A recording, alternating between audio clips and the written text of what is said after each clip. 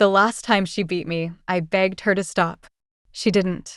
Instead, she poured salt into the cuts, then forced me to mop the floor with blood dripping from my palms. My name is Eleanor Whitmore. I'm 73 years old, and I live in what used to be my house. Now, it feels like a prison. My son Jacob and his wife, Kira, moved in after Jacob lost his job. At first, I was glad. The laughter of family, the warmth of meals together, it felt like home again. But it didn't take long for that warmth to curdle into something rotten. Kira never liked me. She said I hovered, said I judged her cooking, said I was always in the way. So I did what any mother would do. I tried to give her space. I stayed in my room. I ate last. I cleaned more. But it was never enough. One morning, she claimed I dropped food on the kitchen tiles. I hadn't even stepped in the kitchen yet. She stormed in while I was folding clothes and struck me with a wooden stick she kept by the counter. "Clean it," she hissed. "You filthy old thing." When I didn't move fast enough, she grabbed my arm, twisted it until I screamed, and slapped me hard enough to make my head spin. I stumbled, knocking over the laundry basket. "You're clumsy and useless," she spat. But it didn't end there. She dragged me into the kitchen. I could barely breathe, blood oozing from a scrape on my forearm. That's when she grabbed the salt jar from the counter. "You want to play the victim, huh?" She sneered, and she rubbed it into the wound. I shrieked in pain, but that only made her laugh. "Good. That's what you deserve for making my life miserable." She dumped a pot of hot curry on the floor and made me clean it up with my bare hands. "Mop with your skin," she said, her voice twisted with cruelty. My knees ached against the tiles, my cuts burned, and I whispered prayers under my breath to survive the day. Again. When Jacob came home, she smiled and kissed his cheek. "Your mom's a little tired, poor thing," she said sweetly. He never asked about the bruises. He never noticed the limp. But someone else did. A week later, I was out in the backyard hanging wet laundry when I heard a whisper through the hedge. "Mrs. Whitmore." I saw what she did.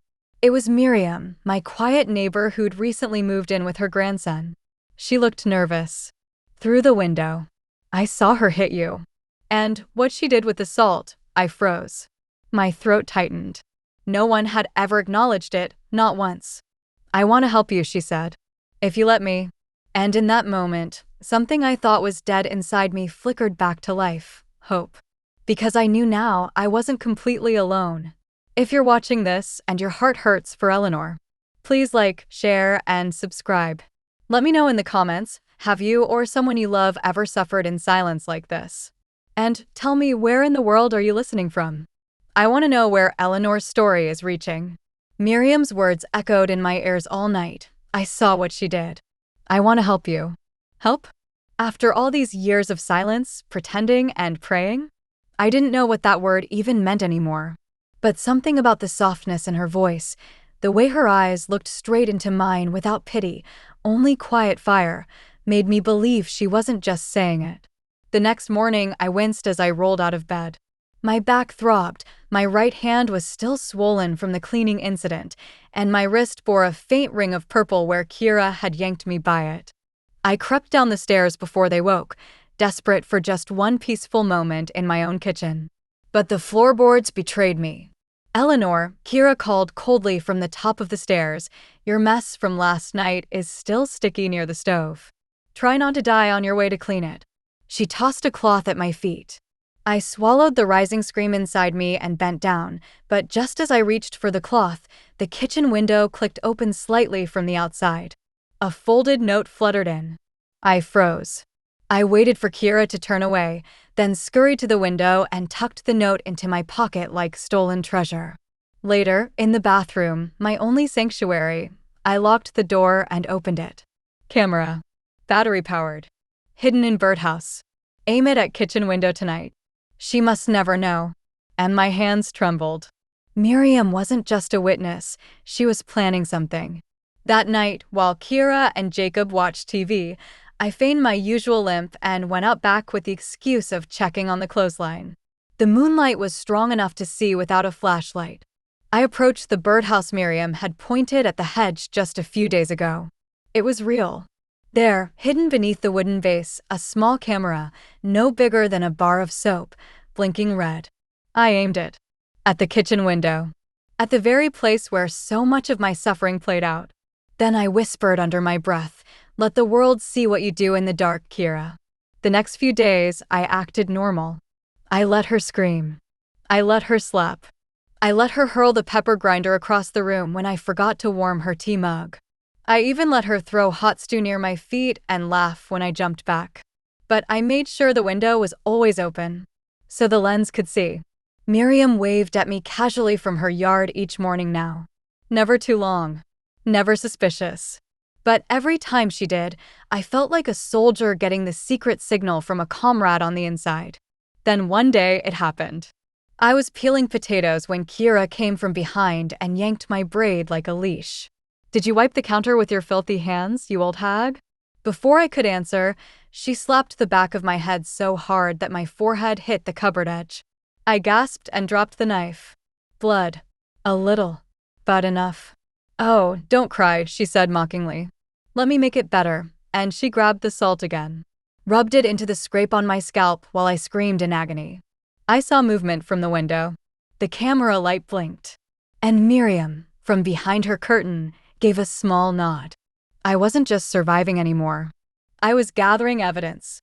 But what neither of us knew was someone else had started to suspect. Not Jacob. Someone far more dangerous. And far more unpredictable. The next morning, I found the kitchen cleaner than I'd ever seen it. Every surface was wiped down, the mop rinsed and hung. No stains. No broken glass. No trace of what had happened the night before. As if it never happened. Kira hummed while making pancakes, flipping them like she hadn't just slammed my head into the cupboard 12 hours ago. "Jacob, breakfast," she called sweetly. I stood quietly in the corner, fingers clenched into the apron pocket. The pain in my scalp pulsed with every heartbeat. But I said nothing, because I knew now someone had seen. Someone had recorded it. Miriam didn't wave that morning. Instead, I found another note behind the loose stone in the garden wall. "I have everything. The footage is safe. But someone's watching your house at night. Be careful." I looked up, scanning the fence line, the trees behind the alley, the rooftop across the street. Someone was watching? That night, I locked the back door and braced a chair beneath the handle. My room didn't have a lock. It never did. Kira insisted after moving in that we didn't need secrets in this house. But she kept hers. Oh, she did. I lay still under the covers, fully dressed, pretending to sleep. At around 1:14 a.m., I heard it. Footsteps. Slow. Not Jacob's. He stomps like a child. Not Kira's heels. This was barefoot. Careful. Pacing. Just outside my door. I didn't breathe. Then, a whisper. A voice I couldn't place. Not Jacob. Not Kira. Not Miriam. Old women break easy. I froze. A shadow moved under the door crack. Then, silence. I didn't sleep a minute that night. At sunrise, I rushed to the window and waved frantically toward Miriam's side of the yard. She appeared within seconds, faster than usual. When I told her what I'd heard, her face went white. "Eleanor," she whispered, eyes darting around, "I never told you this. But I think Kira's involved with someone else. A man. He's been sneaking into your backyard some nights. I thought he was a thief, but now I think he's more than that." My heart dropped into my stomach. Another man? No wonder she wanted me out of the way. "No one can know we're talking," Miriam said. "I'll pretend to be upset with you for a while. You keep the act going. But leave the rest to me. And Eleanor, don't eat anything she gives you unless Jacob's watching." I nodded slowly, the warning thudding like a drumbeat in my skull. Later that week, Kira cooked me a special lunch. She made a big deal of it. "Eat up, Eleanor. You need strength. You've been so tired lately," she said, smiling with poison in her voice. I took one bite and spit it out the second she turned around. Because something was off. Bitter. Chemical. Was she just trying to drug me? Or end me? I flushed the rest of the food down the toilet, trembling. But I didn't let her see. No, because now I had a plan. Miriam had a flash drive. She said she'd meet someone. someone who could do something. But before that could happen, the camera in the birdhouse suddenly disappeared. Gone. Just like that. Someone knew. And it wasn't just Kira. It was him. The man in the shadows. The one who said I'd break easy. 2 days passed. The birdhouse sat crooked and empty, the lens missing, wires yanked clean. I stared at it from my window, fists clenched so tight the veins popped through my wrinkled skin. Miriam hadn't come outside since. No wave. No note. Just silence. And silence, I've learned, can be a threat when you know what's hiding in it. Kira was different now too. She moved slower around me. Not softer, just watching. Like a spider testing which leg of the web vibrated. She cooked for Jacob more, doted on him with cloying affection. But with me, her cruelty grew colder, calmer, as if she no longer needed to scream or slap, as if something worse was coming and she was just waiting for it. That night, I found Jacob in the garage, flipping through boxes from his old job. He looked tired, defeated. "Jacob," I said, my voice cautious, "how's the job search?" He shook his head. "No calls. But Kira said something might be coming. A friend of hers is helping us." My spine stiffened. "A friend?" He nodded. "Old friend. From before we met. Used to be a lawyer or something. Moved into town recently." I swallowed hard. My pulse began to race. "What's his name?" I asked. He shrugged. "Gavin. Gavin Myers. Gavin." Even his name sounded like rusted chains dragging behind a fake smile. I said nothing more. But that night, I sat by my window with the lights off and waited. At 2:07 a.m., I saw him. Tall. Balding. Dressed in black. He scaled the side fence like a snake, crouched near the hedge, then stood still, staring directly at my window. I didn't move. Didn't blink. He pulled something from his coat. Not a weapon. A phone. He raised it. Clicked a picture. Of my room. Then he walked to the kitchen door and tested the handle. Locked. He lingered. Then vanished into the darkness. The next morning, Miriam sent a single-word note. Run. But where could I go? This was my home. My blood was in these walls. My son was asleep upstairs. And some monster from his wife's past was now lurking beneath our roof like rot under the floorboards. I couldn't run. I had to fight. So I did something I hadn't done in years. I called someone from my own past. Detective Nora Lake. She was the goddaughter of my late friend Harriet, used to visit us as a child. Now a full-grown woman and working homicide in the next county. I told her everything. And she listened in silence. Then she said, "I believe you. But if you want this to end, Eleanor, I need proof. Real proof. A confession. A pattern. Surveillance.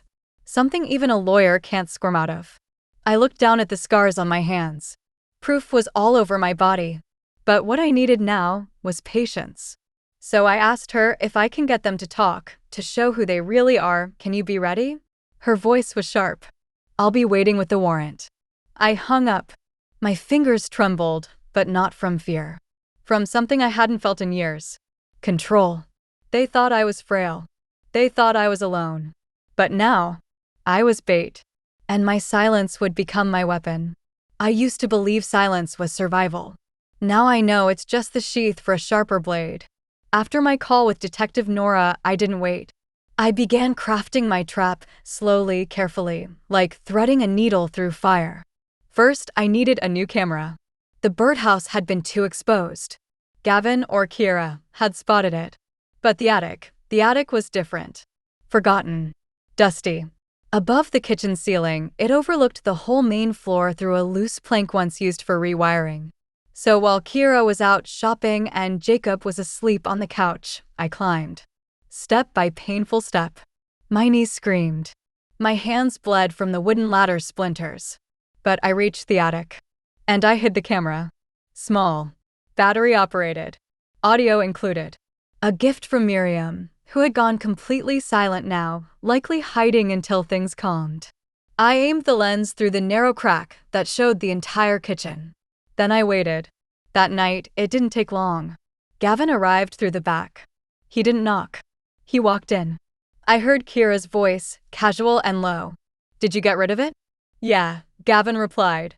Camera's gone. But the old bat's twitchy. I think she knows. She always knows, Kira snapped. I swear she's like a cockroach. You can crush her and she still breathes. I bit down on my lip to keep from crying out. You sure Jacob's buying the whole helpless wife act? Gavin asked. Kira giggled. Please. He's practically grateful I haven't left him for you. My heart cracked. But I kept listening. I want that deed, Kira, Gavin growled.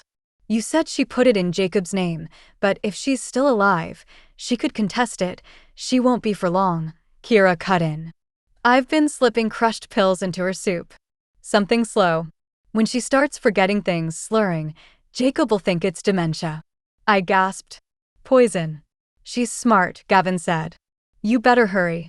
Kira laughed darkly. Let me rub a little more salt in first. They both laughed. Like it was a game. Like my life was a joke. But what they didn't know was that every word, every sound, every lie they traded in that kitchen was now being recorded. I stayed quiet. I ate nothing the next day. I flushed every cup, every bowl, every bite. My strength was returning because I knew time was my weapon now. But then, something happened I didn't expect. Jacob found me collapsed on the porch. I hadn't fainted. I had planned it. Weakness, after all, draws attention. But when he picked me up, laid me on the couch, and cried, Mom, what's happening to you? I saw it. The confusion. The worry. The love. Still buried there. He didn't know. Not truly. And that's when I realized my plan didn't just need to punish Kira and Gavin. It needed to wake Jacob up. I had one final piece to plant. A voice recorder. Hidden in a room where secrets dripped from the walls like venom. Their bedroom. And what I captured next would change everything. Their bedroom always smelled like expensive candles and secrets. That night, while they were arguing outside over whether Gavin should stay the weekend, I slipped in. My hands shook as I crouched near the dresser. The voice recorder, small, flat, almost invisible, fit perfectly beneath the base of their nightstand. I pressed record, whispered a prayer, and crept out before their shadows reached the hallway. Then I waited. An hour later, I heard them return. Are you seriously telling me you don't trust me? Kira barked. I trust you with the act, Gavin muttered. But if you screw up this timing, Eleanor could slip it all back into Jacob's name. I told you, Kira hissed. Jacob signs anything I put in front of him. His mother raised him to obey. Poor thing doesn't even know she changed the property deed 10 years ago to protect him. Now I've convinced him she's delusional, and when she dies, I'll have him sign it back to me. And what about me? Gavin asked. We had a deal. You'll get your cut, she snapped. Just make sure that old woman doesn't make it to her next doctor's appointment. The blood work might show the meds. I felt like vomiting. They weren't just poisoning me. They were racing the clock to kill me before a test revealed the drugs in my blood. That was the line. That was the nail. I took the recording, hid it deep in a music box I kept from my childhood, and called Nora the next morning. I have it, I said. Play it. I held the speaker to the receiver, shaking the entire time. When it finished, there was a pause. Then Nora's voice turned cold. That's enough. That's attempted murder. Give me 24 hours. Don't eat. Don't argue. Stay invisible. But fate, it seems, doesn't wait. Because that afternoon, Jacob came home early. He looked strange. His eyes were puffy, as if he'd been crying. He stormed past me, up the stairs, and slammed the bedroom door. Kira shrieked. What are you doing?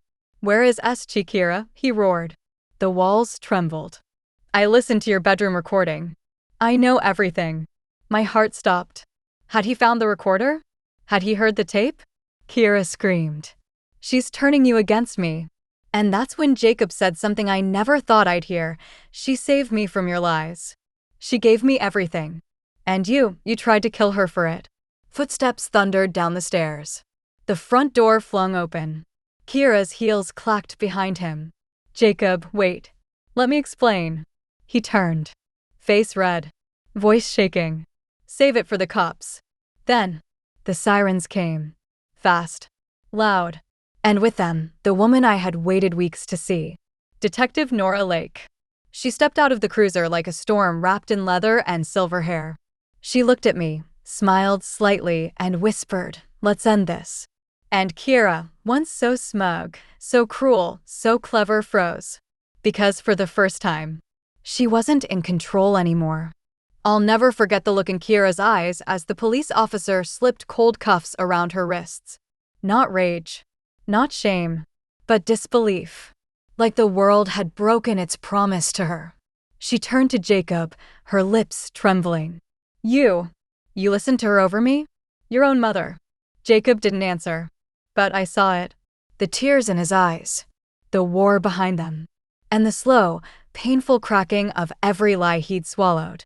Detective Nora stepped forward. "Kira Whitmore, you're under arrest for attempted murder, conspiracy to defraud, and assault of a vulnerable elder." Kira's mask finally shattered. She screamed, bucked, spat, called me names I hadn't heard since the worst days of my youth. She's a liar. She poisoned her own mind. She wanted this. She hates me. But her voice was hollow. Everyone could see it now. Especially Jacob. He looked at me as if seeing my pain for the first time. His lips parted, then closed again, his eyes dropping to the bruises on my arms, the fading red mark on my cheek. "I didn't know," he whispered. Nora stepped closer to him. "People like her are good at hiding behind love. Don't blame yourself. But from here on, what you do know, that's what matters." They took Kira away. But Gavin? He was gone. Vanished. Vanished hours before Nora arrived. As if he knew. Which meant one thing. He had another set of eyes inside the house. And that realization hit me hard. Harder than any slap Kira ever gave. Because only one person had been with her in every room. Only one person knew where we hid the recorder. Only one person had access to Jacob's things and mine, and could move freely in and out while pretending to do nothing. Someone who was watching us all along. And it wasn't just Kira. It was someone much, much closer. After Kira was taken away in cuffs, the house should have felt safer, quieter, lighter, maybe even healing. But it didn't. It felt heavier. Not with noise, but with silence. The kind of silence that breathes down your neck and hides things in the corners. Doors I knew I had shut were left. Slightly open. Light switches flickered even though the bulbs were new. My bedroom slippers had moved 2 inches from where I left them. The sort of things most people would ignore. But I'd lived too long with predators in my own home not to notice a new scent in the air. Something wasn't right. One afternoon, while helping Nora gather property documents from Jacob's office, I stumbled on a drawer I hadn't seen before, beneath his old tax files, tucked away as if forgotten. When I opened it, I found a black flash drive with a piece of red tape on it. No label. No case. Just waiting. My instincts screamed. I didn't dare plug it into the house computer. Instead, I used Miriam's old backup laptop, still hidden under my bed, untouched since the day she vanished from my life.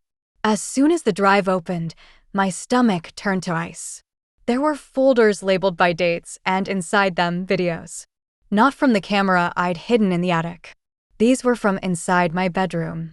My bathroom. Clips of me sleeping. Me undressing. Me weeping into my pillow after Kira's attacks. Every second of my private agony, captured. Watched. Stored. Violated. Then came the audio file, one simple file named Jacob. MP3. I clicked. What I heard broke something inside me that I didn't even know was still whole.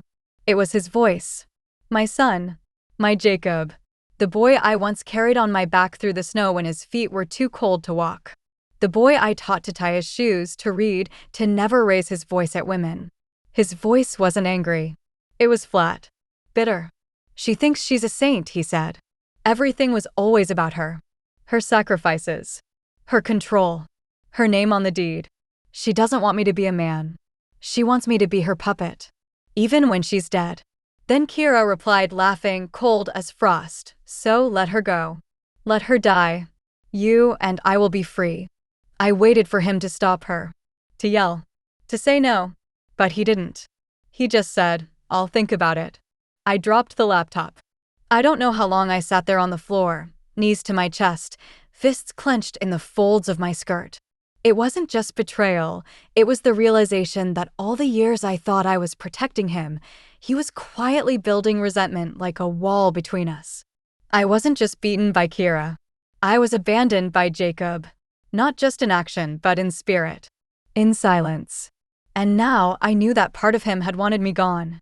Not by his hand, maybe, but by his permission. That night, I didn't cry. I couldn't. I wrote everything in a letter to Detective Nora. The truth. The flash drive. The recordings. I sealed it with shaking hands, placed it under my old music box, and stared out the window into the night. I no longer feared monsters at the door. I'd raised mine. And now it was time for him to answer for what he'd allowed, for what he'd ignored, and for what he knew. The next morning came with fog so thick it felt like the house itself was holding its breath. I sat at the dining table in silence, the flash drive sealed in a plain white envelope, my letter to Nora tucked beneath it. I didn't hear Jacob come down the stairs, only noticed him when his shadow stretched across the floor toward me. He looked different. Not guilty. Not ashamed. Just tired. As if he knew the truth was circling him like a wolf. "Mom," he said softly, "we need to talk." I didn't answer. I simply slid the envelope toward him, and his eyes followed it like a man watching a noose tighten around his neck. He didn't ask what was inside. He didn't even open it. Instead, he sat across from me and placed his hands on the table, palms up. "I didn't know about the poison," he whispered. "Not really. But I suspected, and I looked away. I looked away from a lot. I stared at him, at the grown man who used to be my baby, now crumbling under the weight of his own cowardice. He looked everywhere but into my eyes. "She told me you were hiding money from me, that you were going to leave everything to someone else. That you lied about the deed," he said, his voice growing bitter. And maybe I wanted to believe it. I said nothing. Not because I couldn't speak, but because I wanted him to fill the silence with honesty for once.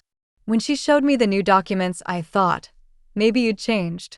Maybe you really did want control over everything. I didn't ask questions. I didn't want to know if she forged them. I just signed. He looked up at me finally, and for the first time in years, I saw fear not of being caught, but of losing me. And then she started talking about Gavin. Said he could clean things up. Said it would be better if you weren't around anymore. And I thought it was just talk. I didn't know they had cameras. I didn't know they were hurting you that badly. I scoffed, just once, bitter and sharp. Because deep down, he did know. Maybe not the full extent. Maybe not the blood, the salt, the bruises, but he had seen the limp, the way I flinched when someone raised their voice, the times I missed meals, the way I stopped speaking unless spoken to. He saw it all. And he chose to believe the woman who called me a parasite. The woman who spit in my soup. The woman who laughed while rubbing salt into my open wounds. "I thought you were strong," he said suddenly. "Unbreakable. You always came back. Even when Dad left. Even when we had nothing." I finally met his eyes. "That doesn't mean you were allowed to stand by while someone destroyed me." His face crumpled. I didn't know how to stop it. I stood up, walked around the table, and placed the envelope in his hand. "You don't get to stop it now," I said coldly. "You get to answer for it." His hands shook as he held the envelope. "What are you going to do?" I looked him dead in the eyes. "That depends on whether you're ready to tell Nora everything. Or whether I'll make you watch as I take this all the way alone." He nodded slowly. "I'll talk. I'll confess. I'll do whatever it takes." But inside, I wasn't sure whether that was for justice, or just for redemption. Because now, he wasn't just the son I raised. He was the man who helped break me. And if he wanted my forgiveness, it wouldn't come easy. Because some wounds heal. But others stay open, waiting to remind you who kept them bleeding. The day Jacob agreed to speak with Detective Nora, a strange stillness settled over the house, like the air itself was watching, waiting for something to snap. He left early that morning, envelope in hand, face pale and jaw locked like a soldier marching toward his own court-martial. I didn't say goodbye. I didn't ask if he was okay. I simply watched from the window as his car pulled away and felt the ghost of the son I once knew flicker somewhere inside that broken man. I thought maybe, just maybe, this would be the end of it. The door closed, the chapter turned. But evil rarely retreats without one last scream. Just before sunset, while I was scrubbing the tea stain from the countertop, still haunted by Kira's voice mocking my clumsy old hands, there came a knock at the front door. Not the bell. A knock. Slow. Measured. Heavy. I froze. My bones, though tired and bruised, recognized danger before my mind did. That knock wasn't from a friend. It wasn't a neighbor. It was a warning. I crept to the door and looked through the peephole. No one was there. I waited. Nothing. Then I stepped away and another knock came, this time from the back door. I turned around so fast my knees nearly gave. I tiptoed through the living room, heart pounding, and looked through the back window. A man stood there. Bald. Black coat. Eyes like frozen knives. Gavin. I hadn't seen him in person until now, but I knew. My whole body knew. This was the shadow that whispered in the hallway, the boots that paced outside my door, the man who said old women break easy. He was real, and he was standing in my yard. He didn't knock again. Just stood still, his head slightly tilted, as if listening to the sounds of my fear. Then he smiled. Not a grin. Not a smirk. A slow, deliberate smile like someone who had waited patiently and now knew it was his turn. I backed away, heart rattling like loose glass in my chest. I grabbed the house phone. Dead. I reached for my mobile. No signal. A text blinked through just once before the bars vanished. Tell Jacob to stay quiet. Or you'll be next. I dropped the phone. My knees buckled, but I didn't cry. I didn't scream. I stood up, grabbed the broom from the corner, and braced the back door with a chair, just like I used to when Kira roamed the house like a wolf. I turned off every light, sat in the dark, watched, waited. Gavin stood there for nearly 30 minutes, unmoving, like a statue carved from malice. Then he walked away, slowly. No rush, no fear, because he wasn't done. Not yet. This wasn't just a threat. It was a promise. He knew Jacob was talking. He knew Nora was closing in. And now, he wanted me to shut it all down. But what Gavin didn't know, what Kira never figured out, is that the more you break a woman like me, the more dangerous she becomes when she finally stands. I had been beaten, starved, poisoned, watched, betrayed. But I was still breathing. And I wasn't done yet. Not by a long shot. Gavin had just made one fatal mistake. He came to my door and let me see his face. Now, I would burn it into memory, so I could help bury him with it later. The hunter thought he'd scared the prey. But he just walked into a trap that was already closing. The night after Gavin showed his face, I didn't sleep. I sat in the armchair by the front window, broom still clutched in my lap like a makeshift spear, heart pounding at every creak and distant bark. I was no longer just a victim. I was a witness under siege. Every corner of the house felt like it held a memory, a bruise, a whisper from someone who wanted me gone. When Jacob returned the next morning, his eyes found mine instantly, as if he already knew. He came here, didn't he? He asked. I nodded slowly, the tired fury in my chest coiling like a snake. He threatened you? I didn't answer, not with words. I simply handed him my phone. The message still glowed on the screen like a scar that wouldn't fade. Jacob read it once, then twice. Then he sat down and covered his face. I didn't know it would go this far, he whispered. I thought it was just money. That word just made my skin crawl. He threatened your mother's life, Jacob, I said, my voice hollow. How much more is just? But even as we sat in the ruins of trust, something unexpected happened. Detective Nora called. Her voice was different this time, not urgent, but electric. Eleanor, she said, someone just came forward. Someone from Gavin's past. Someone with more to lose than you. My pulse quickened. Who? I asked. Nora hesitated, then said, her name is Denise Carr. She was Gavin's first wife. Or rather, his surviving wife. I blinked, stunned. I didn't know he was married. That's the point, Nora said. She disappeared from public record 10 years ago. Everyone thought she ran off. Turns out, she escaped. Barely. I sat down slowly, knees weak. She said she saw Gavin's name in the paper after Kira's arrest. Nora continued. Something about a leaked court brief. She recognized it instantly. Same man. Different state. Different woman. My heart pounded louder now. What did he do to her?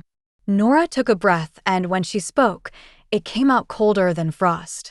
Locked her in a shed behind the house for 6 weeks. Starved her. Burned her passport. Told people she was mentally unwell.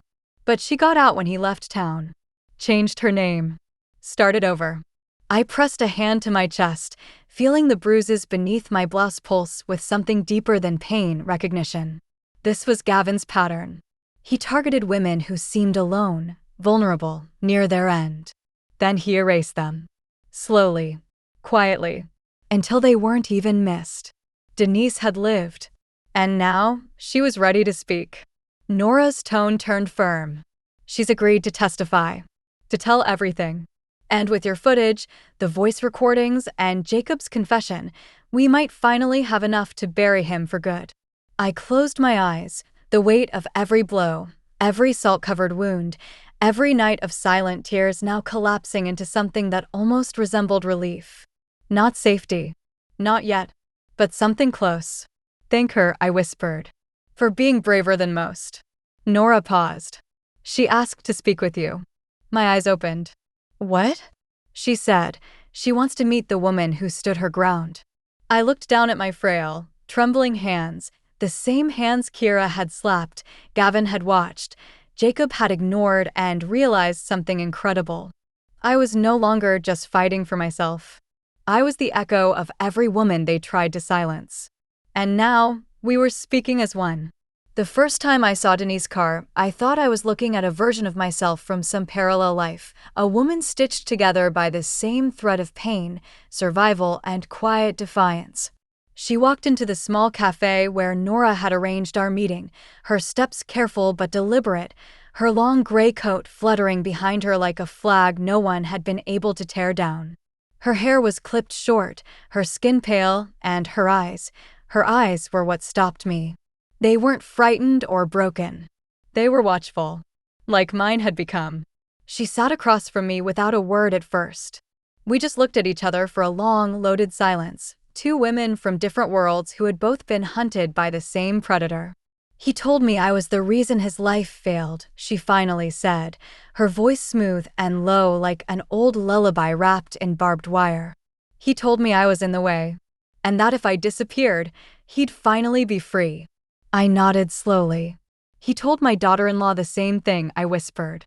Except this time, he used her hands. Denise's mouth twitched, not quite a smile, just recognition. I used to think I was weak for staying, she said. But now I realize, it takes strength to survive monsters who smile while they plan your end. We shared coffee and silence, trading memories that felt like bruises pressed between glass, visible, ugly, unerasable. She told me how Gavin had isolated her, then burned her clothes. How he threw boiling water near her feet to make her slip, and then blamed her clumsiness. How he told her that her memory was failing while slowly drugging her tea. Every word echoed my life. Every tactic. Every twist. But she hadn't had a Miriam next door. She hadn't had a Detective Nora. She'd had no one but herself and the desperate fire of escape. I crawled through a dog door to get out, she said, her fingers shaking slightly as they clutched her mug. I was 42. He told people I ran off with a stranger. He lied so well they believed him. I reached out and placed my hand over hers, fragile and cold and firm. You didn't run, I said. You survived. And now we fight. That day, Nora joined us and laid out the plan. Denise would testify in the upcoming hearing publicly. Her story would tie Gavin to a pattern of long-term abuse, manipulation, and coercion. My recordings and medical reports would add present-day evidence. And Jacob. Jacob would stand between us, forced to choose which truth he could live with, his mother's or his guilt. Denise looked at me as Nora walked away to finalize the filing. Do you think they ever loved us? She asked. I stared out the window, watched a young mother hug her toddler on the sidewalk, felt my throat ache. No, I said. But they feared us. That's why they tried to erase us. She nodded. Then let's make sure we're remembered. In that moment, I felt something I hadn't in years, something Kira couldn't slap out of me, Gavin couldn't poison, and Jacob couldn't ignore. Strength borrowed from another woman's survival. Denise and I weren't victims anymore. We were witnesses. We were evidence. And when the court doors opened, we wouldn't walk in as ghosts. We'd walk in as fire. The courtroom was cold, colder than the house had ever been, even on the nights Kira left the windows open during winter by accident. It wasn't the air, though. It was the weight. The silence. The tension pressing against my spine as I stepped through those double doors with Denise by my side and Nora walking just behind like a shadow with purpose. Gavin was already seated. He didn't look up when I entered, but I felt his presence like a thorn pressing into my heel. He sat still, dressed in a clean gray suit, his hands folded neatly on the table like a man attending a business meeting rather than a hearing that would decide whether he'd spend the rest of his life in a cell. And still, he smiled. That same thin, smug smile from my backyard. The one that said he still believed he was in control. But what he didn't understand, what men like him never understand, is that when a woman has already survived the worst, there's nothing left to fear. Not embarrassment. Not shame. Not even death. I sat down beside Nora. My hands trembled, but I kept them flat on my lap. I didn't want him to see them shake. The judge read the charges. Denise was called first. She stood slowly, her figure frail but steady, and walked to the stand as if she'd been practicing this moment in her mind for a decade. And maybe she had. She spoke clearly. She told them about the shed. The hunger. The lies. The escape. She showed them photos, faded, old, horrifying. Gavin didn't flinch. Not once. But his foot tapped beneath the table. He couldn't help it. Because no matter how calm his face was, the foundation beneath his arrogance had begun to crack. When it was my turn, my legs threatened to buckle. But I didn't let them. I held onto the railing of the witness box and looked straight ahead. Not at him.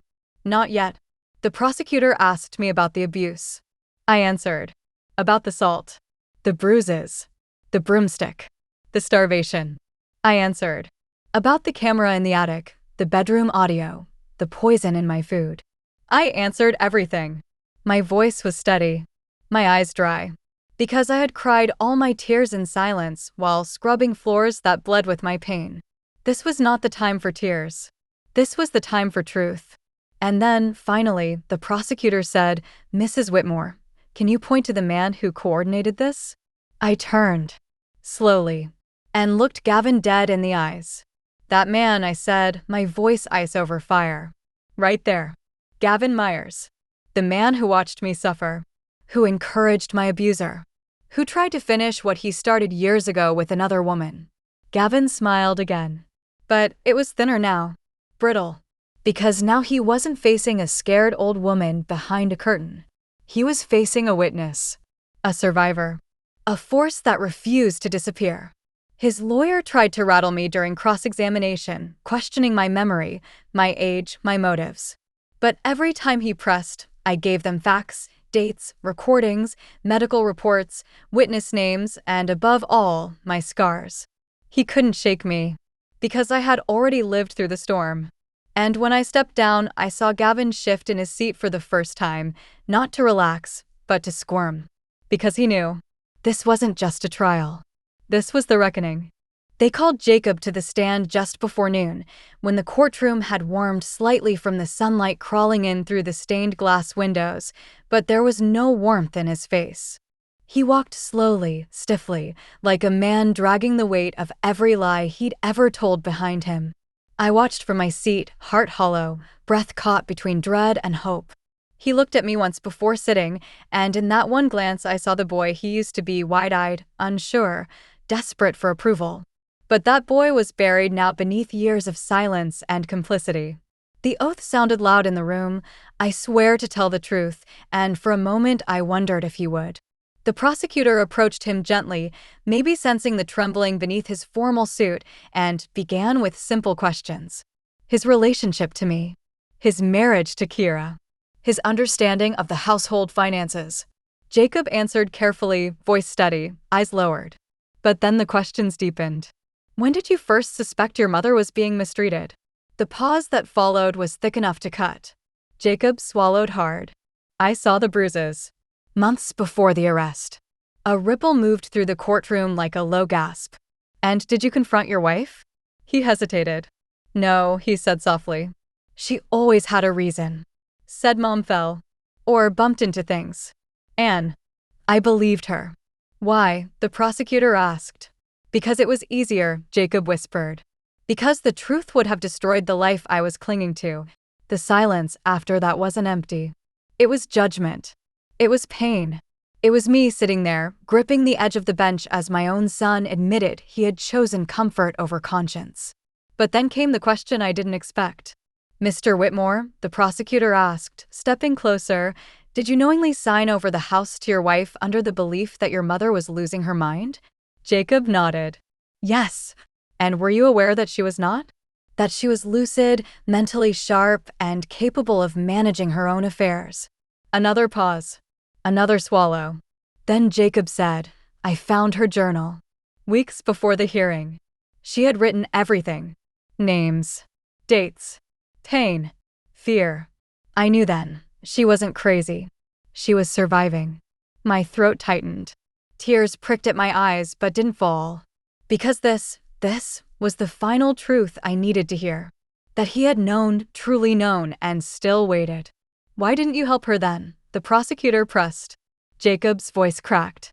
Because I was ashamed. Because if I admitted it, then I had to admit I let it happen. The judge leaned forward. And do you admit it now? Jacob's voice dropped to a whisper. Yes. My breath caught. That word, small, quiet, broken, echoed louder than anything else in the room. For the first time, I saw his guilt naked in the light.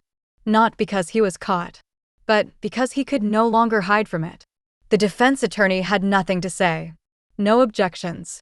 No redirection. Just silence. Jacob stepped down slowly, walked past me without speaking. But as he passed, he reached out and gently rested his hand on my shoulder. I didn't flinch. I didn't lean into it either. I just let it happen. Because forgiveness doesn't come like lightning. It comes like the slow melt of winter, one quiet thaw at a time. And though I hadn't said it yet, part of me knew I would. Someday. But only after they paid. The court was supposed to recess for lunch, but the judge's expression shifted when the defense attorney stood and whispered something in his ear. I saw it, how the judge's eyes narrowed slightly, then darted toward Gavin, then to us, then back to the door. Something was coming. Something we hadn't planned for. Defense calls an additional witness, the attorney announced. Madeline Greer. The name meant nothing to me at first. But when the courtroom doors opened and the woman stepped inside, my heart stuttered. She was young, mid-30s maybe, elegant, confident, with auburn hair pulled into a severe twist and a pearl earring that caught the light with every step. She didn't look afraid. She didn't even glance at Gavin. No, she looked straight at me and smiled. A knowing, gentle, awful smile. Nora leaned in and whispered, that's the woman Kira used to meet at the spa. The one she claimed was a friend from work. I ran her name once. She used to work in property law. Fired for ethical misconduct. And now, apparently, summoned to testify. Miss Greer, the defense attorney began. Can you tell the court how you're connected to the defendant, Mr. Gavin Myers? She folded her hands. We were companions. Romantic, briefly. But more importantly, I managed certain transactions for him and Ms. Kira Whitmore. My breath caught. This wasn't a witness. This was a cleaner. A woman who made messes disappear for people like Gavin. Did Mr. Myers ever express intentions to harm Mrs. Eleanor Whitmore? No, she said smoothly. In fact, he expressed concern. He said Mrs. Whitmore was being manipulated by her neighbor and a corrupt detective. He feared she was mentally deteriorating and that she might harm herself or others. Gasps spread across the courtroom like sparks. Nora tensed beside me. Lie, I whispered. Lie. But Madeline didn't stop. I personally reviewed documents where Eleanor listed her neighbor, Miriam Reed, as a beneficiary while under severe medical duress. Gavin believed she was being exploited. Are you saying she's not the victim? I'm saying it's more complicated than it appears. The defense attorney turned toward the judge. Your Honor, this opens the possibility that the prosecution's narrative is incomplete, perhaps entirely false. And if Ms. Whitmore's mental state was manipulated or compromised, all testimony must be reevaluated. My stomach turned. I had expected attacks. I had prepared for Gavin to deny, to twist, to lie. But not to redirect the entire story. To paint me as unstable. Miriam as a manipulator. Denise as a coincidence. I looked toward Gavin then. And that smug, faint smile was back. Because this was his final hand out. He knew that sometimes, especially with women like me, a seed of uncertainty could destroy everything. But I wasn't the woman they had beaten into the ground. I was the woman who stood back up. When court adjourned that day, Nora squeezed my arm. We can beat this, she whispered. But we need Miriam. If she's alive, she's the key. And just like that, hope twisted inside me again, not just for justice, but for truth. Because if Miriam was alive, if she had escaped before Gavin could silence her, if she was watching from the shadows like I once did, then maybe, just maybe, we weren't done yet. Maybe the witness they never counted on was already walking toward the light. I found the letter tucked between the slats of my garden gate just after dawn. The paper was thick, creased from a rushed folding, and sealed only by a thin strip of old medical tape, no stamp, no address, no return name. Just one word, handwritten in a shaky but familiar scrawl on the front, Eleanor. My fingers trembled as I peeled it open, careful not to tear whatever lay within. Inside, folded 3 times over, was a note short, but sharp as glass. It read, I'm alive. I saw what he did. I ran when I realized he knew about the camera. I have the footage he erased. I never stopped watching. I'm waiting until it's safe. Please don't let him win. I know the truth about Madeline. I know what they did to you. You are not alone. The world seemed to tilt. The porch swayed beneath me. I sank into the nearest chair, clutching that letter like a lifeline, because that's exactly what it was. Miriam was alive. And not just alive, but watching. Recording. Holding the truth Gavin had tried to bury beneath fake legal papers and twisted testimony. I read the note again, this time slower, trying to catch every subtle hint, where she might be, how she got the letter to me, what she meant about Madeline. I looked toward the old fence where she used to wave to me with a shy, hopeful hand, and for a moment, I thought I saw something move. Just a flicker. Just a shadow. But enough. Gavin had underestimated her. He'd underestimated all of us. Because while he sent Madeline into court with carefully crafted lies, our truth was still breathing. Still moving. Still watching. I took the letter to Nora that morning. She read it in silence, jaw tight, eyes scanning the words like a soldier reading a secret map. This changes everything, she said. If Miriam has footage, and if it counters Madeline's claim that you were manipulated, then Gavin's entire defense collapses. But how do we find her? I asked. She'll find us, Nora replied. If she risked this much to send you this, she's close. She's watching the case. And she's waiting for the right moment to strike. That night, I placed a candle by the window. Not for hope. Not for mourning. But as a signal. A soft, glowing whisper across the darkness that said, I saw your message. And I'm still here. As the flame flickered in the glass, I remembered her last real words to me, the day she warned me to run. They only win if you stay quiet. And I knew this wasn't just my fight anymore. Miriam had risked her life to carry truth through the shadows. Now, we were all waiting for the courtroom to burn with it. The courtroom was packed that morning, journalists pressed to the walls, murmurs bouncing off the oak-paneled silence, the air tense like a string pulled too tight. Everyone sensed it. The prosecution was close. Gavin's smile had disappeared. His tie sat crooked. His fingers tapped anxiously against the table like a man who knew the floor beneath him was beginning to crack. Nora leaned in toward me before the judge entered. If she's going to come forward, it will be today. I nodded, eyes scanning every shadowed corner, every new face. And then I saw her.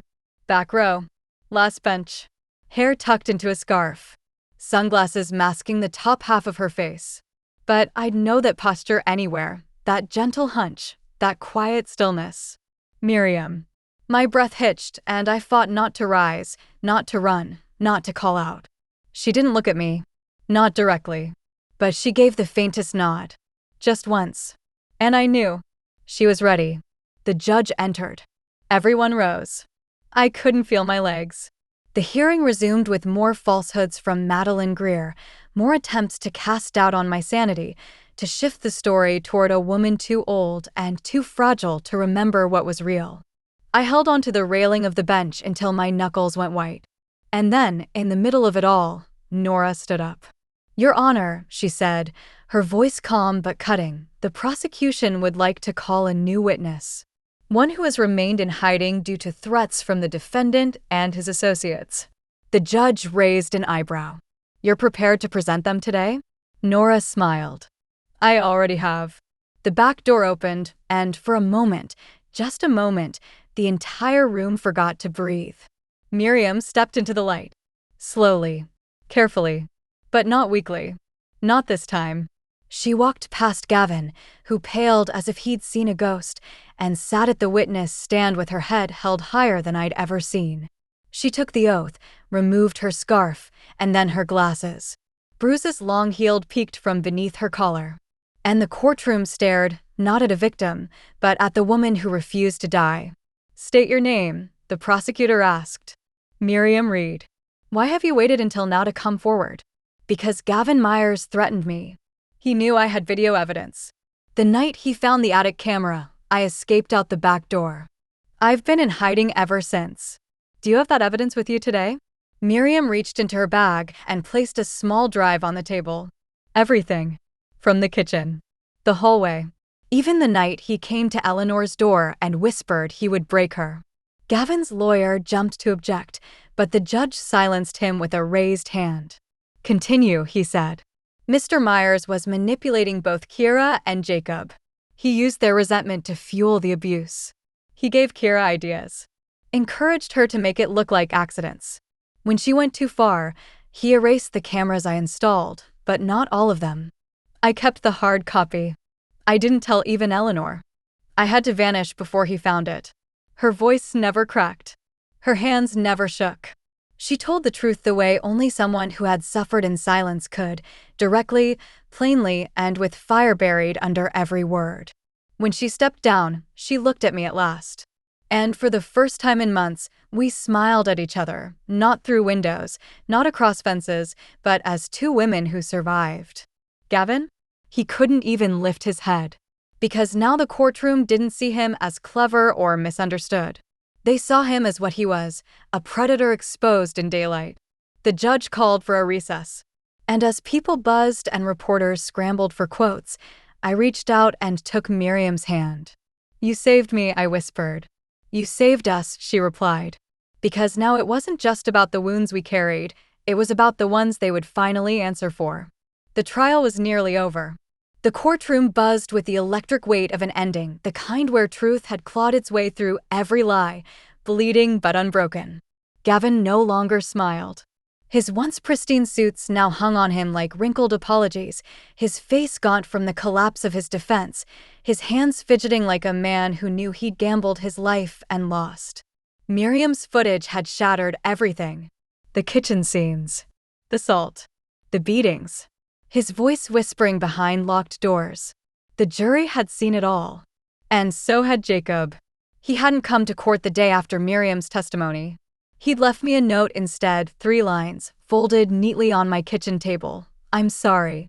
I don't expect forgiveness. But I will testify again if needed. I owe you that much." I folded it once more and kept it close. Not for comfort, but for memory. Because that kind of betrayal, your own son standing still while you bleed, doesn't vanish in a letter. That morning, I arrived at court early. Nora met me with a strange look in her eyes, one I hadn't seen since the early days of the case. It wasn't fear. It was hesitation. "You need to see something," she said. "But I won't make you." She handed me a prison-issued envelope. Inside, a letter, slanted handwriting, blue ink, 3 tear stains bleeding the words on the page. The signature at the bottom, Kira. I sat on the courtroom bench and read it slowly, each line a twist of the knife from a woman who once used my own house as her hunting ground. I don't know if you'll ever read this, Eleanor. Maybe you shouldn't. Maybe I don't deserve your eyes on my words. But they say Gavin might be going away forever. And somehow that's not enough. I want to say, I didn't start out trying to hurt you. I was angry. Jealous. You had Jacob's love. The house. The authority. And I was scared I'd never have anything of my own. I paused there. Angry? Jealous? She had rubbed salt in my wounds. Starved me. Mocked me. Watched me cry and laughed harder. And now she wrote as though cruelty were born from insecurity. Gavin made it worse. He made me feel like I could take it all back. Like you were in the way. He fed the fire that already lived in me. But the beatings, the salt, that came from me. I won't lie. I won't blame him for that. I think I needed to feel powerful over someone. And you were the only one who didn't fight back. My hand shook. My throat burned. I wanted to rip the letter in half, but I didn't. Because the last lines were the ones that stopped me cold. They're giving me the chance to appeal if I testify against Gavin. But I'm not going to. I don't want to get out. Not yet. Not until I face what I did. But I do want one thing. Just once. Please come see me. Let me say it out loud.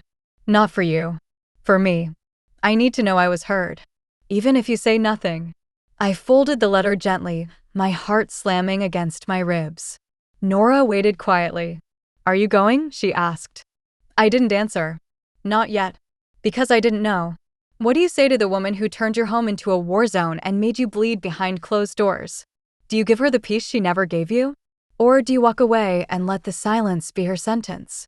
The jury returned that afternoon. They would deliver the verdict the next morning. But tonight, I had a choice. To face the monster in the cell. Or leave her screaming in the dark with no one left to hear her. And for the first time in a long time, I held the power.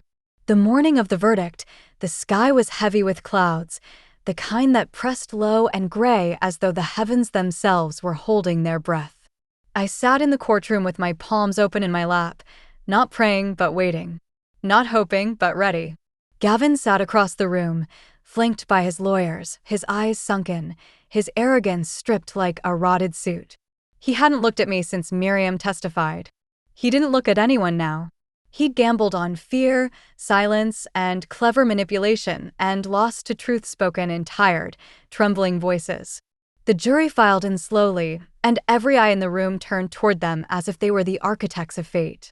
The foreman stood, paper trembling slightly in her grip, and when she read the word guilty on all counts, it didn't crash through the courtroom like thunder. It sank into us like quiet rain after a long, scorched season. Gavin didn't flinch. He just sat there, still as stone. But I saw his throat move. Swallowed hard. Like he knew this was final. Life. No parole. Attempted murder. Conspiracy. Elder abuse. Fraud. His empire of shadows had crumbled in a courtroom lit by women who had nothing left to lose. Denise was crying. Miriam gripped the bench with white knuckles. Nora placed her hand gently on my shoulder, but I didn't react. Not because I wasn't relieved. I was. But because this wasn't the end.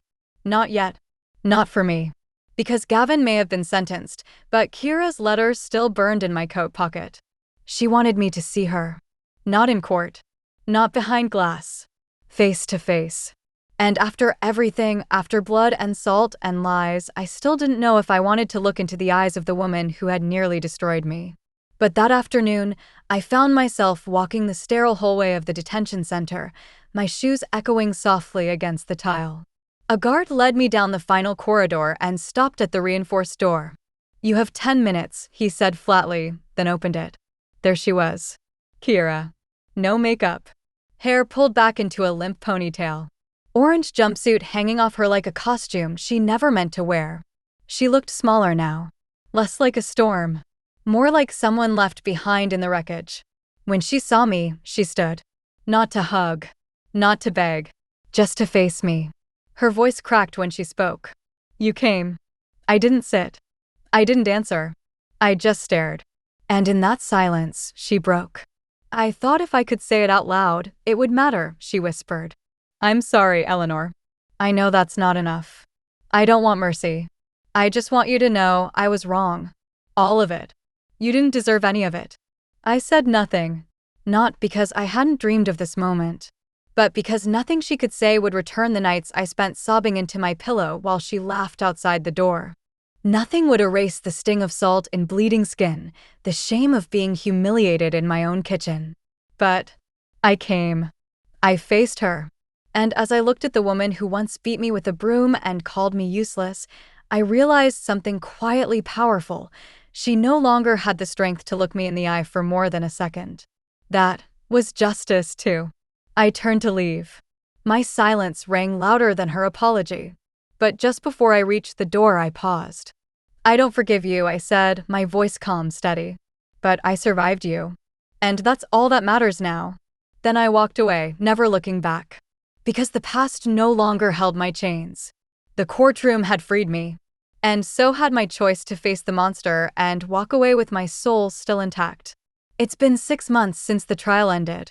Gavin will never see sunlight without bars. Kira remains behind locked doors, forgotten by the world she once controlled. And me? I sit on the back porch of the same house I was once beaten in, only now the doors are mine again, the locks changed, the shadows cleared. The kitchen is quiet, but not empty. Miriam visits twice a week. Sometimes she brings flowers, sometimes just her presence. We sit with our bruised hearts and talk about things we never had time to say when survival was the only language we knew. Denise calls me once a month from a place far away, where she's building a new life.